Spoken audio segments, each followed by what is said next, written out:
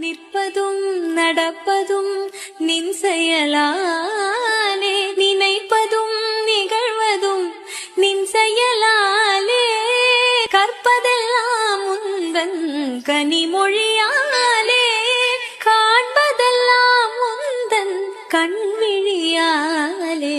கற்பனை என்றாலும் கற்சிலை என்றாலும், கற்பனை என்றாலும் கற்சிலை என்றாலும், கந்தனே உனை மறவே.